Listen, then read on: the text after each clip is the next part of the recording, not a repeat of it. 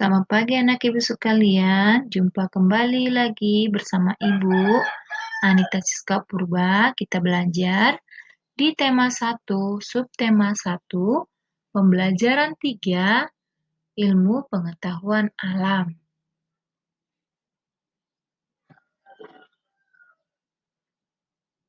Selamat datang anak didik kami yang luar biasa. Tetap semangat ya dan jaga kesehatan. Kompetensi dasar kita pada hari ini yaitu di KD 3.1 membandingkan cara perkembangbiakan tumbuhan dan hewan. Dan KD 4.1 menyajikan karya tentang perkembangbiakan tumbuhan. Adapun tujuan pembelajaran kita yaitu 1. Mengidentifikasi cara perkembangbiakan vegetatif pada tumbuhan dan manfaatnya. 2. Menyampaikan cara perkembangbiakan vegetatif pada tumbuhan dan manfaatnya melalui tabel.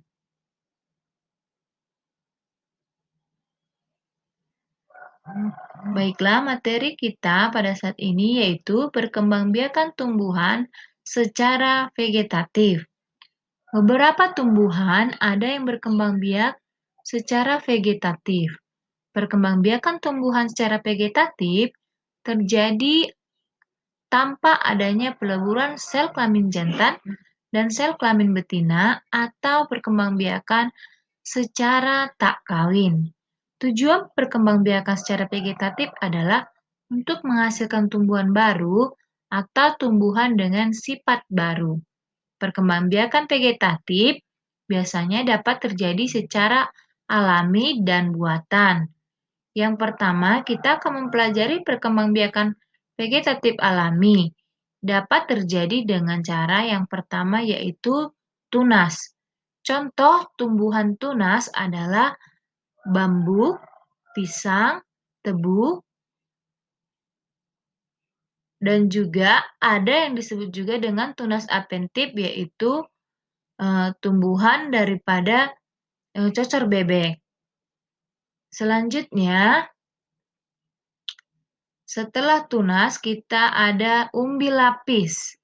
Umbi lapis adalah umbi yang berlapis-lapis. Contohnya adalah bunga bakung, bawang merah, bawang putih, dan bombay. Nah, ini kita temui di dalam setiap bumbu masakan, ya. Ada bombay, bawang putih, bawang merah, ini juga bunga bakungnya. Tulip juga termasuk merupakan umbi lapis. Selanjutnya ada umbi batang. Umbi batang adalah modifikasi batang yang membentuk umbi. Dengan ujung membesar terletak di dalam tanah. Tumbuhan yang berkembang biak dengan umbi batang biasanya seperti kentang dan ubi jalar.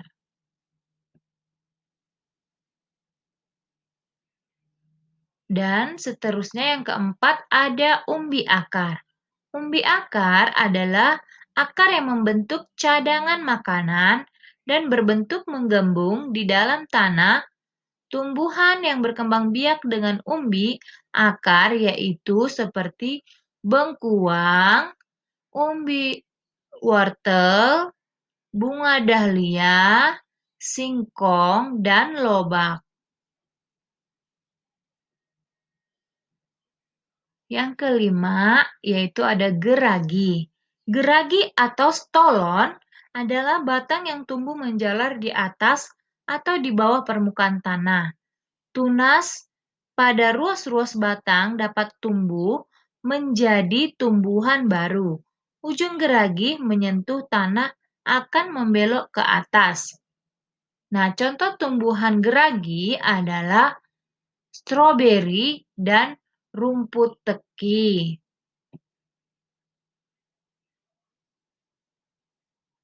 Selanjutnya, yang keenam ada akar tinggal atau rizoma. Akar tinggal atau rizoma merupakan batang yang tumbuh menjalar di dalam tanah. Batang tersebut tumbuh secara mendatar dan tampak seperti akar. Ciri-ciri akar tinggal yaitu bentuknya mirip seperti akar, tetapi berbuku-buku seperti batang dan daun pada ujungnya terdapat kuncup. Nah, contoh daripada tumbuhan akar tinggal adalah jahe, kencur, lengkuas, kunyit, temulawak, dan sebagainya. Selanjutnya yang ketujuh ada spora.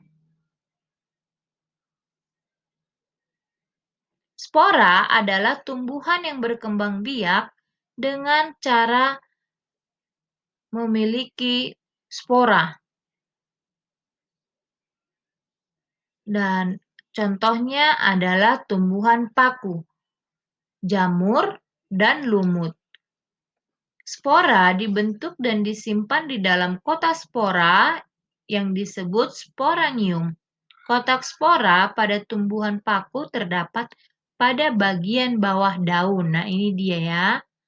Di paling bawah pada daun itu adalah spora.